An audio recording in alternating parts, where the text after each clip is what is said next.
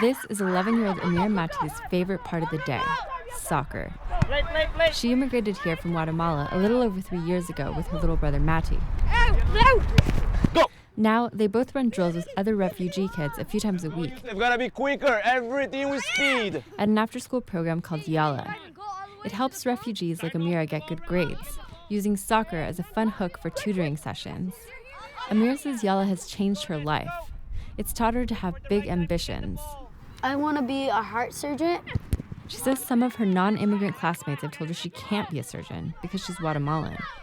But, she says, she's keeping her eyes on the goal. 1 minute and 4 seconds. All right, switch. Her difficult journey to San Diego has given her resolve. A few years ago, her little brother was almost kidnapped near their home in Guatemala. And we were out riding our bikes, and my little brother comes running to us, and he says, "Someone tried to get me." A passing driver rescued her brother, but Amira's family decided it was time to leave Guatemala and its gang violence. It's a tie! On the way to the U.S., Mexican officials stopped them and put them in a detention center for more than 5 months. Amira says it was a nightmare. Like, you couldn't sleep because there were these huge bugs that were roaming around the whole place, and it was like 1,000 of them. When the family made it to the U.S., they applied for asylum. Amira thought their nightmare was finally over, but she'd missed a lot of school in her long journey to the U.S., and she had to learn a new language. When she started second grade in San Diego, she found it really hard. I felt dumb because I didn't know the answers to any of the questions that my teacher would ask me. She also says her classmates bullied her.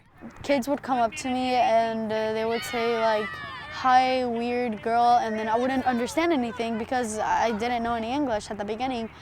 I would feel like, oh, this is a country that I'm not supposed to be in and that I'm not welcome here. But then her mom learned about Yala.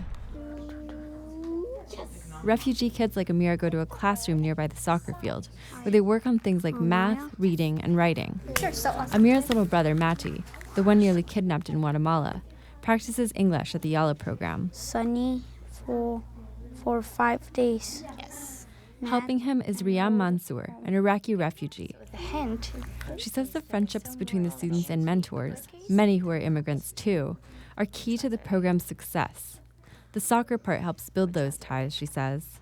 With soccer, you don't usually need a language to speak it. It's like universal language. She says the program helps students feel like they belong somewhere.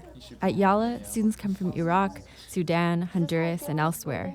They bond because they've all been uprooted. So it's like getting into a new planet, not just a new world, especially coming from the Middle East. This year, 20 high school seniors graduated from the Yala program. They all received college scholarships. Your reading's 100? At it. You'll get better and better. All right, cool, man. But Mark Cajon, who started Yala, notices a change ahead of the next round of funding. Some donors are withholding their support. He thinks it's because of the current immigration debate.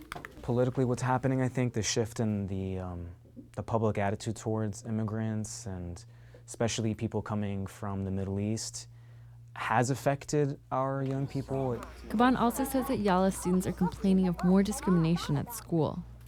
Our scholar athletes are coming to us and saying, we feel discriminated against, and we feel this, and we feel that. It's, in our 6 years, I've never heard that before. And I don't know what to kind of tell them other than, hey, this is who we are, and we're going to stick together, and we're going to keep working hard, and we're going to keep being the best people we can be. Out in the field, the kids forget they're outsiders. They're part of America's melting pot. Go, Mati, touch a cone, Mati. I actually love spending time with people that are not from my same, with the same country as I am from, because I can learn from them. Great session. Very nice. Jean Guerrero, KPBS News. I want everybody right here. Bring it in.